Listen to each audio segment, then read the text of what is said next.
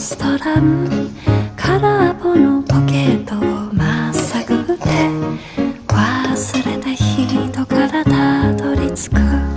予約は一つもありません。森の小さなレストラン、空席だらけのランチ時、小鳥がパタパタ笑ってる。チュルチュンチュンチュンチュンチュンチュルチュン